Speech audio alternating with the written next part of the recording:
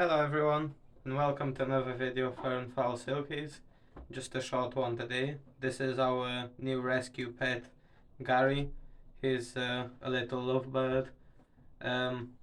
My partner rescued him from a bird shop where she works, who also rescued him initially. I'm wearing the protective gear because he likes to bite skin, but I just thought I would show you guys what he looks like.